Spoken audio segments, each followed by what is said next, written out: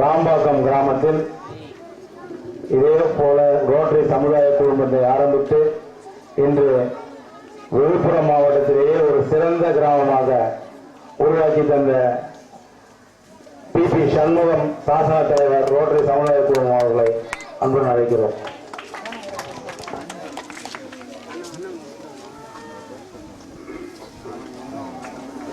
இன்றைய தினம்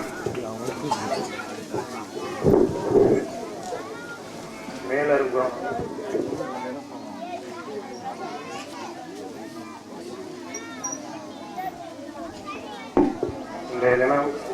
மேலருங்குளம் கிராமத்திலே இந்த ரோட்டரி சமுதாய குழுமம் காந்தி ஜெயந்தி அன்று துவங்கப்பட்ட இந்த விழாவிற்கு தலைமை ஏற்று நடத்தி கொண்டிருக்கும் செஞ்சி ரோட்டரி சங்க தலைவர் MK ஏழுமலை அவர்களே மற்றும் முன்னிலை வகிக்கும் முன்னாள் தலைவர் செஞ்சி ரோட்டரி சங்கத்தின் முன்னாள் தலைவர் குறிஞ்சிவளவன் அவர்களே மற்றும் முன்னாள் தலைவர் ஆதிநாராயணன் அவர்களே மற்றும் Rotarian pass president P Atmalingam அவர்களே மற்றும் பாஸ் பிரசிடென்ட் S ராஜேந்திரன் அவர்களே மற்றும் பாஸ் பிரசிடென்ட் H சரவணன் அவர்களே மற்றும் Rotarian pass president EP Ravikumar அவர்களே இந்த பதவியேற்பு விழாவுக்கு வருகை தந்து பதவி பிரமாணம் செய்து வைத்த மாவட்ட தலைவர் S கோவிந்தராஜன் அவர்களே மற்றும் வாழ்த்துறை வழங்க வந்திருக்கும் மண்டலம் 10 துணை ஆளுநர் R சாய்ராம் அவர்களே மற்றும் டிஸ்ட்ரிக்ட் கம்யூனிட்டி சர்வீசஸ் தலைவர் உறுப்பினர் முன்னாள் வாக்கு சங்க தலைவர் N ராமகிருஷ்ணன் அவர்களே மற்றும் டிஸ்ட்ரிக்ட் அட்வைசரி கமிட்டியின் தலைவர் ரொட்டேரியன் பாஸ்டர் P ராமத்திரெட்டியார் அவர்களே மற்றும் ஆர்சிசியின் ஜோன் சேர்மன் P துரை அவர்களை மற்றும் இவ்விழாவுக்கு வந்திருக்கும் கிராம பொதுமக்களே மற்றும் புதிதாக பொறுப்பேற்றுக் கொண்டிருக்கும் D சுரேஷ் இந்த சமுதாய குழுவின் சாசன தலைவர்களே மற்றும் உறுப்பினர்களே உங்கள் அனைவருக்கும் என் முதற்கண் என் நன்றியை தெரிவித்துக் கொள்கிறேன். இந்த நல்ல நாளிலே நீங்கள் இந்த காந்தி பிறந்த நல்ல நாளிலே இந்த ரோட்டரி சமுதாய குழுமத்தை இங்கு துவக்கி இருக்கிறார்கள். அதாவது காந்தி கண்ட கனவு இன்று நனவாகிறது என்றுதான் நான் சொல்ல வேண்டும். ஏனென்றால் காந்தியடிகள் நமது நாடு முன்னேற வேண்டும் என்றால் கிராமங்கள் சுபீட்சமாக இருந்தால்தான் பலம் பெற்றால்தான் முன்னேற வேண்டும் என்ற ஒரு அடிப்படையிலேயே அவர்கள் கனவு கொண்டு வந்தார்கள். அந்த கனவு இன்று நனவாகிக் கொண்டிருக்கின்றது. அதாவது ஒரு வலுவான கிராமம் இருந்தால் வலுவான இந்தியா உருவாகும் என்ற அந்த கொள்கைக்கேற்ப நீங்கள் உருவாக்கிறீர்கள். முதற்கண் அதற்கு என் வாழ்த்துக்களை இந்த நேரத்திலே நான் தெரிவித்துக் கொள்கிறேன். முதலில் இந்த ரோட்டரி சங்கமானது நகர்ப்புறங்களிலே தான் இருந்தது. 1900 ஆரம்பிக்கப்பட்ட பால் ஹாரிஸால் ஆரம்பிக்கப்பட்ட ரோட்டரி சங்கம் பெரு நகரங்களிலும் இங்கெல்லாம் பல நல்ல சேவைகளை செய்து இருந்தார்கள். அந்த சேவை அந்த மக்கள் தான் அறிவித்துக் இருந்தார்கள். 1985 அன்றைய ஆரை பிலிப்பீன்ஸை நாட்டை சேர்ந்தவர் மேட் கேப்ராஜ் என்பவர்கள் தான் இந்த சமுதாய சேவை கிராமப்புறங்களுக்கும் சென்று அடைய வேண்டும் என்ற நோக்கத்திலே 85 அவருடைய முயற்சியால் REC என்று அழைக்கப்பட்டது. நாளடைவில் அது RCCயாக மாற்றப்பட்டு இன்று பல கிராமங்களிலே இந்த RCC துவக்கப்படுகிறது. இந்த RCC ஏன் துவக்கப்பட வேண்டும் என்றால் இந்த கிராமத்துக்கு ஏதாவது ஒரு அமைப்பு இருந்தால் தான் நம்ம நல்லது செய்ய முடியும். அதற்கு இந்த மாதிரி ஒரு அமைப்பு நிச்சயமாக ஒரு கிராமத்துக்கு இருந்ததுன்னா அதன் மூலம் பல நல்ல காரியங்கள் நம்ம செய்ய முடியும். எங்களுடைய RCC ஆனது 1998-99 விழுப்புரம் ரோட்டரி சங்கத்தால் அப்பொழுது தலைவர் N ராமகிருஷ்ணன் முயற்சியால் ஆரம்பிக்கப்பட்ட ஒரு ரோட்டரி சமுதாய குழுமமாகும். இது ஆரம்பிக்கப்பட்டு இன்று 9 வருடங்கள் ஆகின்றன. இந்த 9 வருடங்களிலே நாங்கள் பல நல்ல சமுதாய சேவைகளை செய்து வந்துள்ளோம். அதாவது இந்த ரோட்டரி சங்கம் ஆரம்பிக்கிறதுக்கு முன்னாடி எங்கள் கிராமம் பெரிய வளர்ச்சி அடைஞ்சுதான்னு சொன்னால் அப்போல்லாம் பெரிய வளர்ச்சின்னு சொல்ல முடியாது. உண்மையிலேயே சொல்ல போனால் இந்த ரோட்டரி சமுதாய குழுமம் ஆரம்பிக்கப்பட்ட பிற்பாடு தான் எங்கள் ஊரை பற்றியே பல வெளியே இருக்கிற பெரிய நிறுவனங்களுக்கு பெரிய நிறுவனங்களுக்கெல்லாம் ஒரு நல்ல கிராமன்றது தெரிய வந்தது. ஏன்னா அவ்வளோ நல்ல சேவைகள்லாம் நாங்கள் செஞ்சுட்டு இருக்கிறோம். இது தெரிய வந்தது இந்த ரோட்டரி ஆரம்பிச்சது பண்ணா ராம்பாக்கம் இந்த ஒரு கிராமமே எல்லாருக்கும் தெரிய ஆரம்பிச்சது இந்த மாவட்டத்தில். அதாவது நாங்கள் ஆரம்பிக்கும் போது இந்த ரோட்டரி சமுதாயத்துடன் சிறப்பாக செயல்படுமான்றதுலாம் கூட ஒரு சந்தேகங்கள்லாம் இருந்தது. பட் காலப்போக்கில் எங்கள் செயல்படுற விதத்தை பார்த்து அவங்களே சந்தோஷப்பட்டாங்க, நல்லா செயல்படுறாங்க இவங்கன்னு சொல்லிட்டு. அதாவது 98, 99 நாங்கள் இதே மாதிரி இந்த ஒரு செப்டம்பர் 9 தான் நாங்கள் அந்த இயக்கத்தை துவங்கினோம். அப்போ தான் நான் வந்து கல்யாணத்தை முடிச்சுட்டு ரொம்ப ஒரு அதுக்கு முன்னாடி பொது வாழ்வில் நான் வந்து கொஞ்சம் இருப்பேன், பட்டு ரிசர்வ் டைப்பாக தான் இருப்பேன். பட்டு அந்த கிராமத்தை குழுமையை ஆரம்பிக்கணும்னு நம்ம பாலகுரு அவங்கெல்லாம் நிறைய பேர் வந்து எனக்கு சொன்னாங்க, நம்ம கிராமத்துக்கு ஏதாவது இந்த மாதிரி ஒரு இயக்கம் ஆரம்பித்தாதான் நம்ம ஏதாவது செய்ய முடியுமான்னு சொன்னாங்க. ஆனால் அப்போ அந்த கட்டத்தில் அப்போ தான் முடித்து டயர்டாக இருந்த நேரத்தில் சரி நம்ம கிராமத்து முன்னேற்றத்துக்கு நம்ம தடையாக இருக்கக்கூடாது, நம்ம சரி இது ஒத்துக்கோன்னு சொல்லிட்டு அன்றைக்கி நான் ஒத்துக்கிட்டேன். அதுலேருந்து இந்த 9 வருஷ காலமும் அங்கே பணியாற்றக்கூடிய உறுப்பினர்கள் சிறப்பாக பணியாற்றினாங்க. பல நல்ல திட்டங்களுக்கு அவங்களே முன்னுதாரணமாக இருந்து எல்லாத்தையும் வரவழைச்சாங்க. அப்பொழுது வந்து எங்கள் மாவட்டத்தில் டேனிடா வந்து மிக மும்முரமாக செயல்பட்டு கொண்டு இருந்தது. அப்பொழுது தேவராஜ் தான் அப்போ அவங்களுடைய இன்சார்ஜ் இருந்தார். அவர்களை எங்கள் கிராமத்துக்கு கூட்டு வந்து எங்கள் கிராமத்துக்கு இப்போ சொன்னாங்க, தலைவர் ஒரு டாய்லெட்டை பற்றி சொன்னாங்க. அதுதான் நாங்கள் எடுத்துக்கிட்ட முதல் திட்டம் கூட அதுதான்.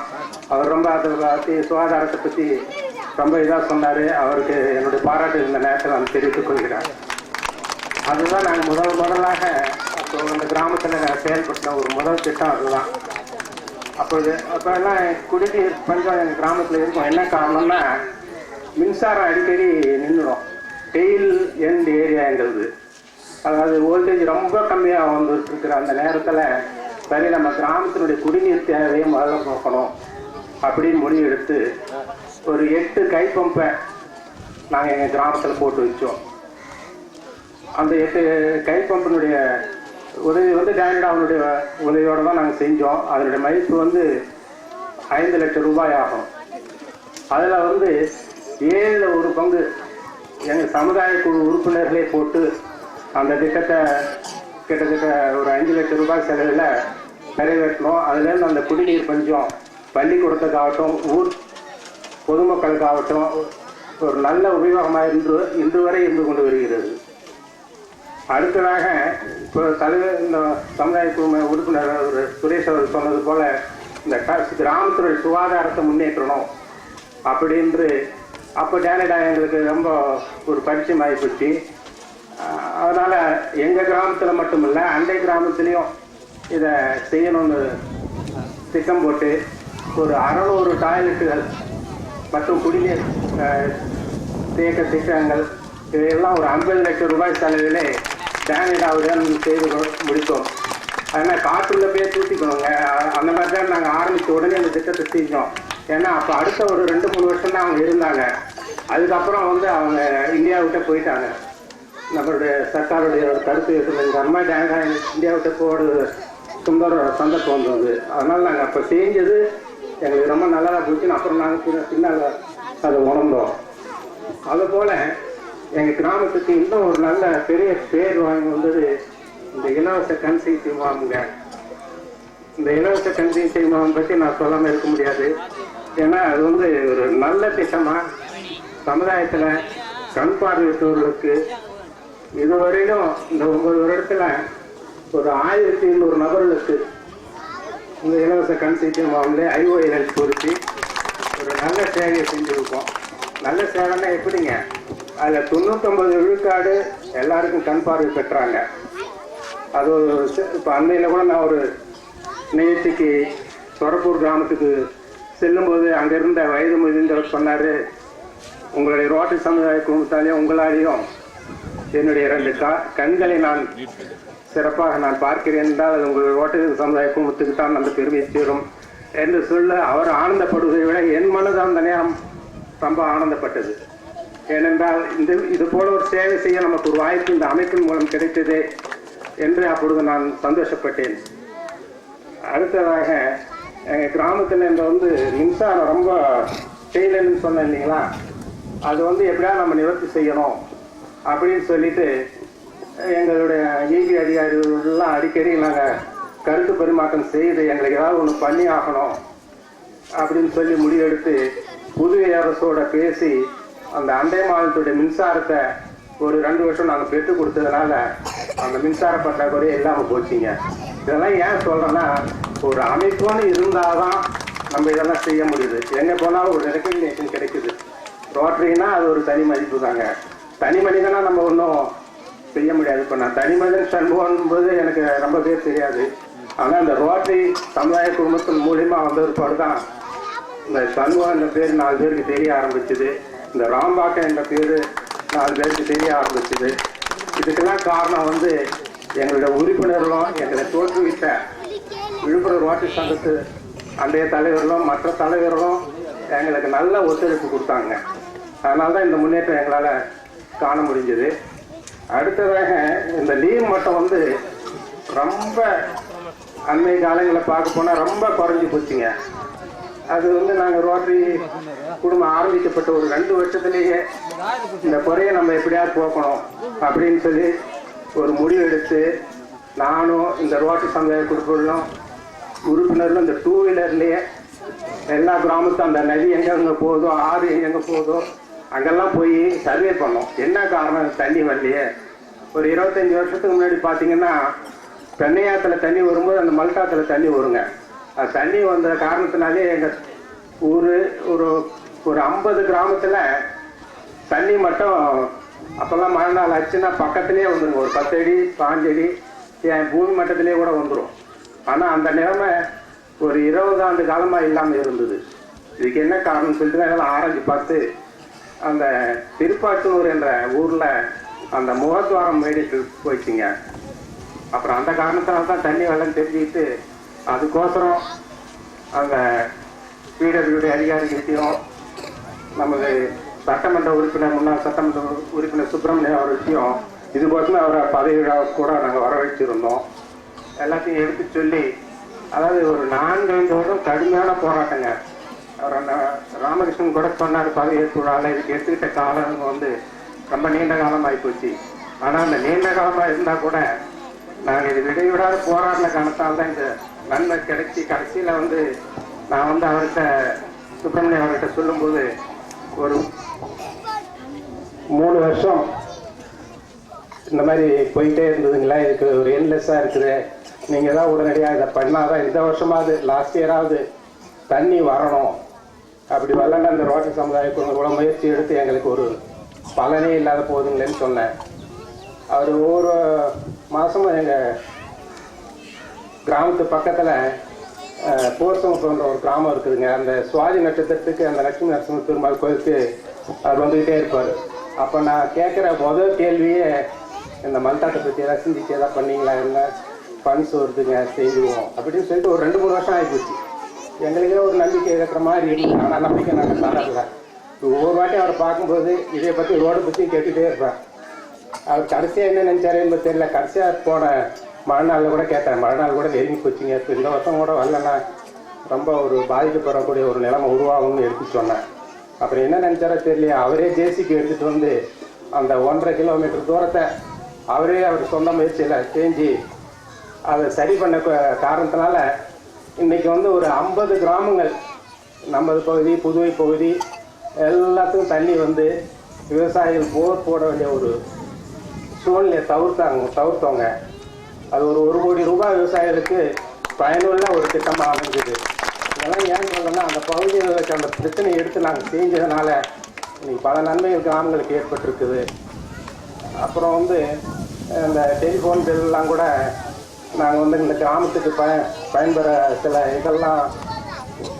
சலுகை திட்டங்கள் அறிவிச்சிருந்தாங்க. அதெல்லாம் பேசுன அதிகாரிகள்கிட்ட பேசி அதெல்லாம் கூட நாங்கள் அந்த கிராமத்துக்கு வேண்டிய சலுகைகளை நாங்கள் பெற்று தந்தோம். அப்புறம் இப்போ சட்டமன்றத்தில் கூட சமீபத்தில் நம்ம சட்டமன்ற உறுப்பினர் புஷ்பராஜ் அவர் கூறியிருந்தாங்க. அதாவது இந்த மல்தாத்து பிரச்சனையை பற்றி சொல்லும்போது ஒரு தனியார் தொண்டு நிறுவனம் தான் இதை முன்னின்று செஞ்சதுன்னு சொல்லி சட்டசபையில் கலைஞர் அவருடைய கவனத்துக்கு எடுத்து சென்று இருக்கிறாங்க.